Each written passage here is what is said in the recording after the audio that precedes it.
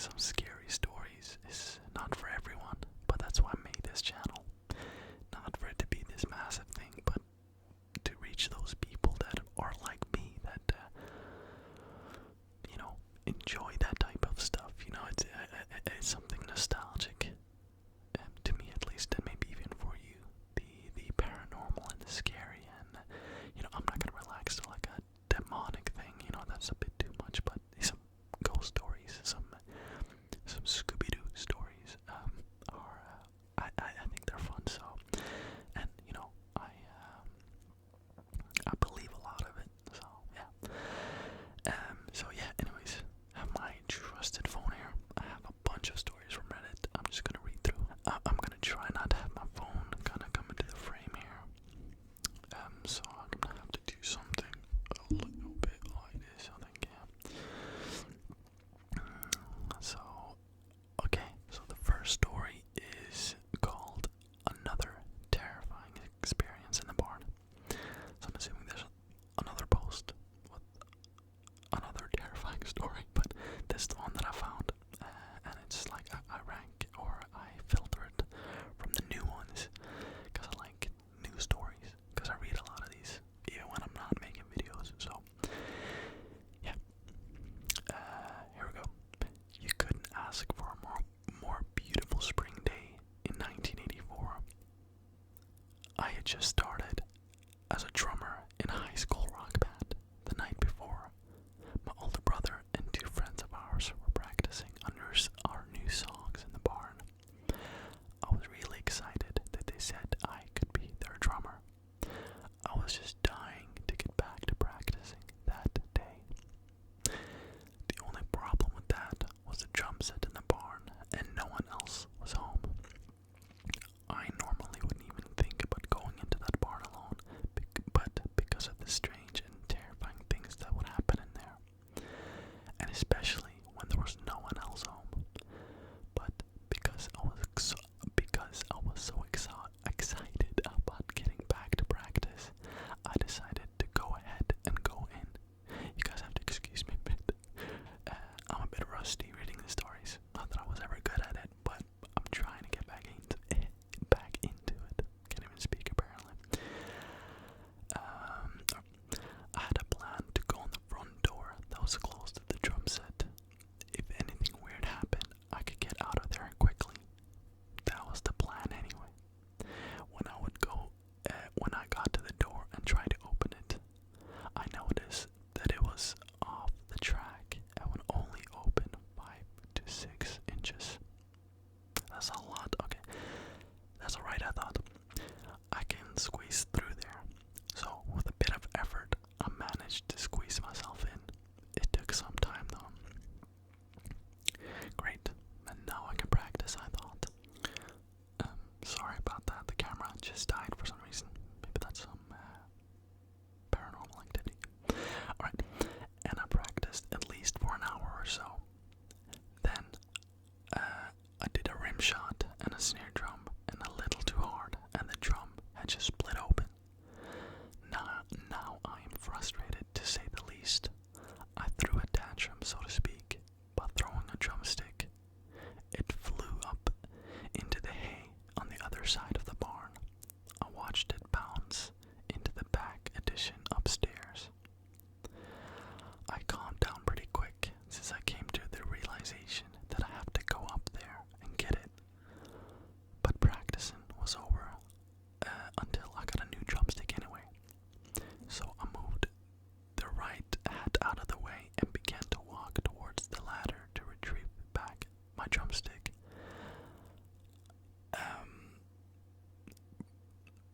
I looked up toward where the drumstick had landed, and suddenly it was flying right towards my head.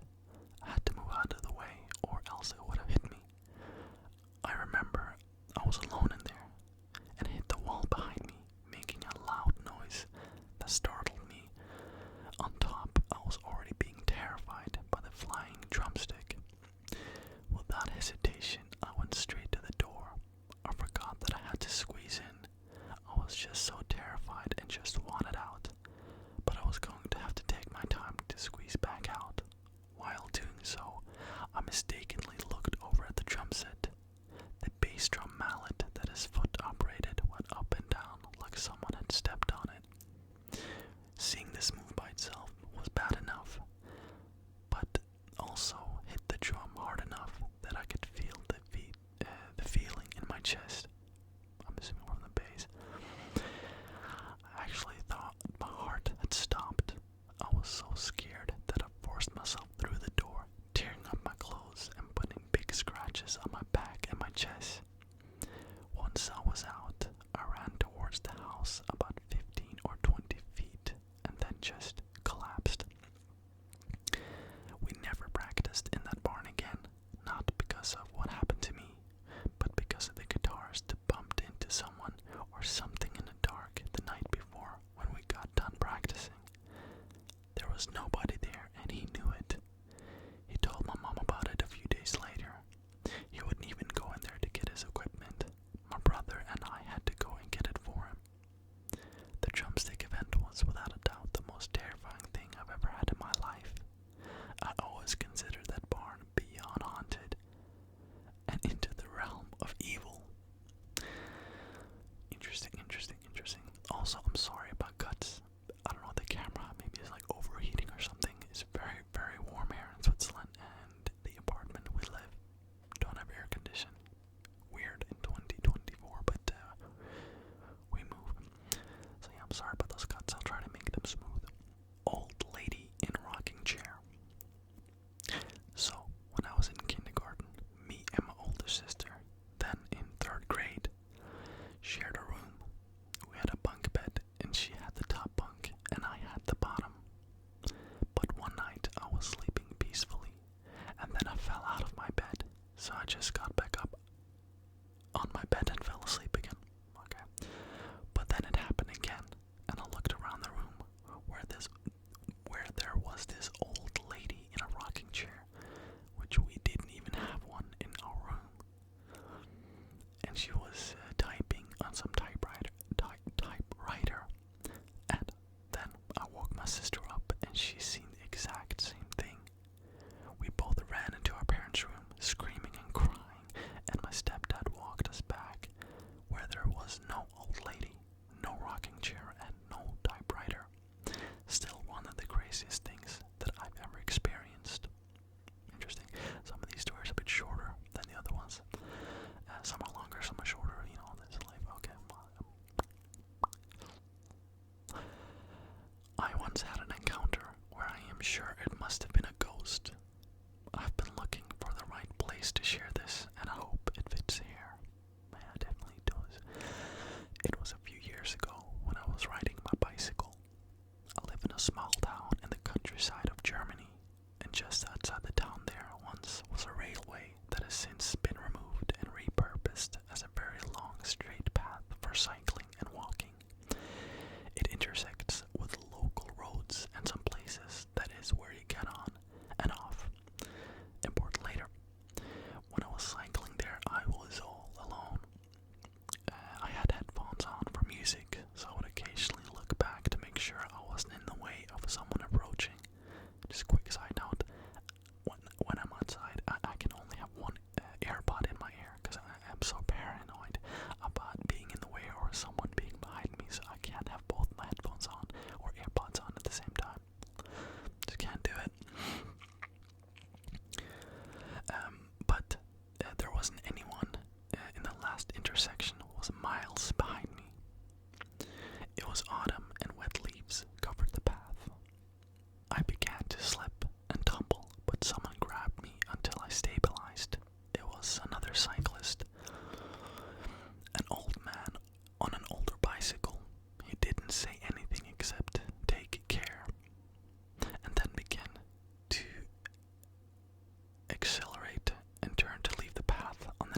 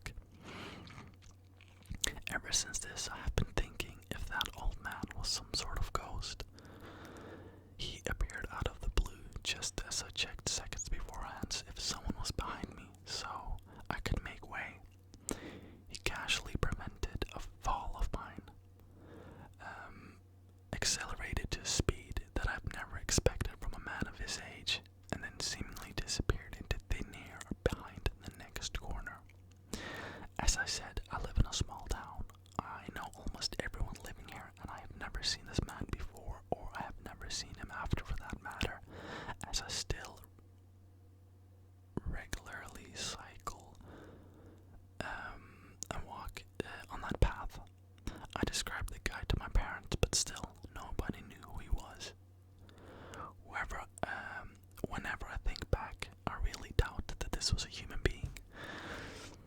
That is interesting, I guess. Very, very scary, but also kind of cute, right? Yeah, that's a bit cute. Alright, on to the next story. Yeah, sorry about that. My camera just decided to run out of battery even though I had it fully charged. So that's like a ghost thing, isn't it? That ghosts sucks energy from your batteries, but okay. I'll have to just finish this video like this. I hope it's okay. Maybe some of you guys don't actually watch and close your eyes, so at least you got the video for half the video, I guess. Here's the next story. Followed home.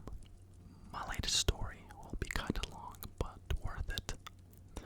This past weekend, my husband and I tagged along with 2 Ohio paranormal investigation teams to check out Helltown in Ohio. We ended up officially joining one of the teams, so I'm excited for future adventures. Anyways, for anyone familiar, our research was conducted in the barn, another barn story.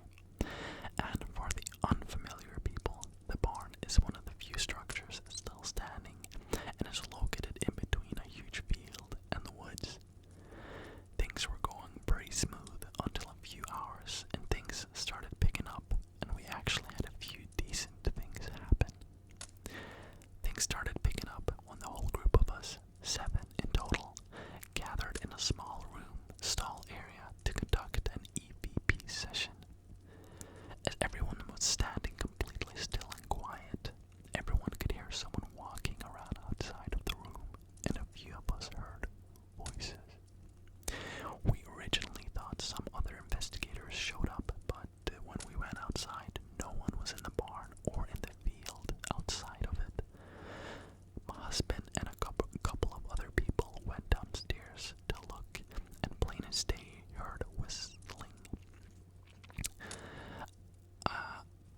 I've conditioned my husband to know the rules, but he volunteered as tribute to go out and look around.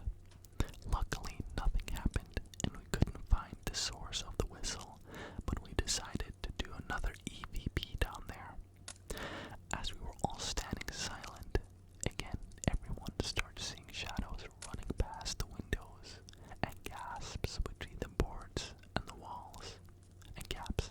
And everyone calmed down from that.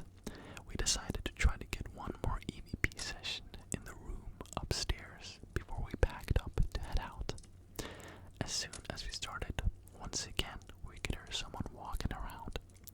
It got to the point I was so spooked that I was done and wanted to go home.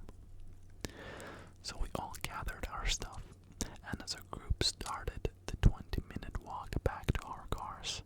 Before we left the area, we stopped and did a spirit box session and told all the spirits they were not allowed to go home with us.